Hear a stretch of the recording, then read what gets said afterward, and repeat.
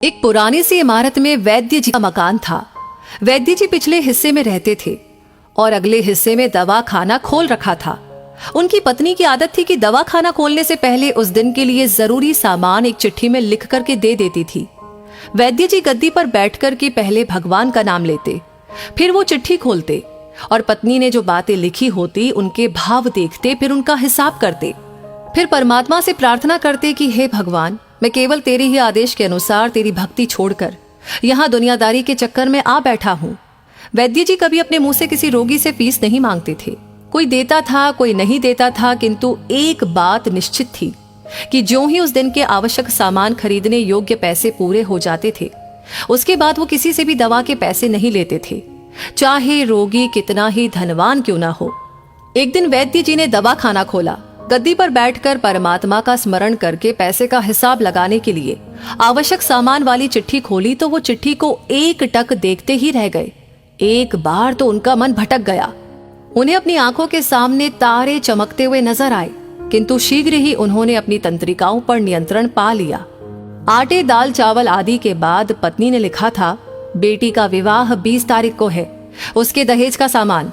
कुछ देर सोचते रहे, फिर बाकी चीजों की कीमत लिखने के बाद दहेज के सामने लिखा, ये काम परमात्मा का है, परमात्मा जाने। एक दो रोगी आए थे, उन्हें वैद्य जी दवाई दे रहे थे। इसी दौरान एक बड़ी सी कार उनके दरवाजे के सामने आकर रुकी। वैद्य जी ने कोई खास तवज्जो नहीं दी, क्योंकि कई कारों वाले उनके पास आते रहते थे। दोनों मरीज दवाई लेकर चले गए। वो सूट बूट में साहब कार से बाहर निकले और नमस्ते करके बेंच पर बैठ गए। वैद्य जी ने कहा कि अगर आपको अपने लिए दवा लेनी है तो इधर स्टूल पर आए, ताकि आपकी नाड़ी देख लूं, और अगर किसी रोगी की दवाई लेकर जाना है तो बीमारी की स्थिति का वर्णन करें। वो साहब कहने लगे, वैद्य जी, आपने मुझे पहचाना नहीं। मेरा नाम कृष्णलाल है, लेकिन आप मुझे पहचान भी कैसे सकते हैं, क्योंकि मैं 15-16 साल बाद आपके दवाखाने पर आया हूँ। आपको पिछली मुलाकात का हाल सुनाता हूँ, फिर आपको सारी बात याद आ जाएगी। जब मैं पहली बार यहाँ आया था तो मैं खुद नहीं आया था, अपितु ईश्वर मुझे आपके पास लेकर आए थे, क्योंकि ईश्वर ने मुझ पर कृपा की थी और वो मेरा घर आबाद करना चाहते थे। हुआ इस तरह था कि मैं कार से अपने पैतृक घर जा रहा था। बिल्कुल आपके दवाखाने के सामने हमारी कार पंक्चर हो गई। ड्राइवर कार का पहिया उतारकर पंक्चर लगवाने चला गया। आपने देखा कि गर्मी में मैं कार के पास खड़ा था, तो आप मेरे पास आए और दवाखाने की ओर इशारा किया और कहा कि इधर आकर कुर्सी पर बैठ जाए। फिर मैं कुर्सी पर आकर बैठ गया। ड्राइवर ने कुछ ज्यादा ही देर लगा दी थी। एक छोटी सी बच्ची भी यहाँ पर आपकी मेज के पास खड़ी थी और बार बार कह रही थी, चलो ना बाबा, मुझे भूख लगी है। आप उससे कह रहे थे कि बेटी थोड़ा धीरज धरो, चलते हैं। मैं ये सोचकर इतनी देर से आपके पास बैठा था और मेरे ही कारण आप खाना खाने भी नहीं जा रहे थे। मुझे कोई दवाई खरीद लेनी चाहिए ताकि आप मेरे बैठने का भार महसूस न करें। मैंने कहा कि वैद्य जी, मैं पिछले 5-6 साल से इंग्लैंड में रहकर के कारोबार कर रहा हूँ। इंग्लैंड जाने से पहले मेरी शादी हो गई थी, लेकिन अब तक बच्चे के सुख से वंचित हूँ। यहाँ भी इलाज कराया और वहाँ इंग्लैंड में भी, लेकिन किस्मत ने निराशा के सिवा और कुछ नहीं दिया। आपने कहा था कि मेरे भाई, भगवान से निराश न हो, याद रखो कि उसके कोष में किसी चीज की कोई कमी नहीं है। आस, औलाद, धन, इज्जत, सुख दुख, जीवन, मृत्यु, सब कुछ उसी के हाथ में है। ये किसी वैद्य या डॉक्टर के हाथ में नहीं होता और न ही किसी दवा में होता है। जो कुछ होना होता है वो सब भगवान के आदेश से होता है। औलाद देनी है तो उसी ने देनी है। मुझे याद है आप बातें करते जा रहे थे और साथ साथ पुड़िया भी बनाते जा रहे थे। सभी दवा आपने 2 भागों में विभाजित कर दी, अलग अलग लिफाफों में डाली थी और फिर मुझसे पूछकर आपने एक लिफाफे पर मेरा और दूसरे पर मेरी पत्नी का नाम लिखकर दवा उपयोग करने का तरीका बताया था। मैंने तब वो दवाई ले ली थी, क्योंकि मैं सिर्फ कुछ पैसे आपको देना चाहता था। लेकिन जब दवा लेने के बाद मैंने पैसे पूछे तो आपने कहा था, बस ठीक है। मैंने जोर डाला तो आपने कहा कि आज का खाता बंद हो गया है। मैंने कहा, मुझे आपकी बात समझ नहीं आई। इसी दौरान वहां पर एक और आदमी आया और उसने हमारी चर्चा सुनकर मुझे बताया कि खाता बंद होने का मतलब ये है कि आज के घरेलू खर्च के लिए जितनी राशि वैद्य जी ने भगवान से मांगी थी वो ईश्वर ने उन्हें दे दी है। अधिक पैसे वो ले नहीं सकते।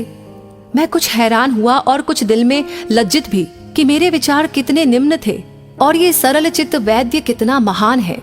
मैंने जब घर जाकर पत्नी को औषधि दिखाई और सारी बात बताई तो उसके मुंह से निकला, वो इंसान नहीं, कोई देवता है। और उसकी दी हुई दवा ही हमारे मन की मुराद पूरी करने का कारण बनेंगी। आज मेरे घर में 2 फूल खिले हुए हैं। हम दोनों पति पत्नी हर समय आपके लिए प्रार्थना करते रहते हैं। इतने सालों तक कारोबार ने फुर्सत ही नहीं दी कि स्वयं आकर आपसे धन्यवाद के 2 शब्द कह सके। इतने बरसों बाद आज भारत आया हूं और कार केवल यहीं पर रोकी है।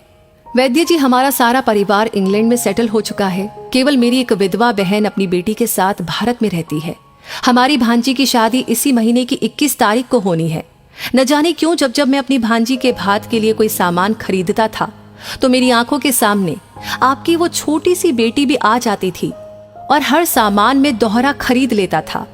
मैं आपके विचारों को जानता था कि संभवतः है आप वो सामान न ले, किंतु मुझे लगता था कि मेरी अपनी सगी भांजी के साथ जो चेहरा मुझे बार बार दिख रहा था वो भी मेरी भांजी ही है।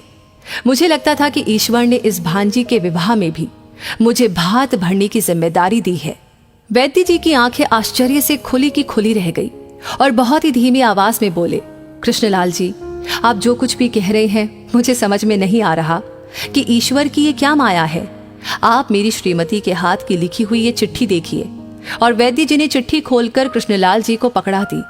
वहां पर उपस्थित सभी ये देख करके हैरान रह गए कि दहेज का सामान के सामने लिखा हुआ था, ये काम परमात्मा का है, परमात्मा जाने। कांपती सी आवाज में वैद्य जी बोले, कृष्णलाल जी, विश्वास कीजिए कि आज तक कभी ऐसा नहीं हुआ कि पत्नी ने चिट्ठी पर आवश्यकता लिखी हो और भगवान ने उस दिन उसकी व्यवस्था न कर दी हो। आपकी बातें सुनकर तो लगता है कि भगवान को पता होता है कि किस दिन मेरी श्रीमती क्या लिखने वाली है। अन्यथा आपसे इतने दिन पहले ही सामान खरीदना आरंभ न करवा दिया होता परमात्मा ने। वाह भगवान वाह, तू महान है, तू दयावान है। मैं हैरान हूं कि वो कैसे अपने रंग दिखाता है। वैद्य जी ने आगे कहा, एक ही पाठ पढ़ा है कि सुबह परमात्मा का आभार करो, शाम को अच्छा दिन गुजरने का आभार करो, खाते समय उसका आभार करो, सोते समय उसका आभार करो। तो दोस्तों, इस कहानी को सुनने के बाद आप क्या महसूस कर रहे हैं?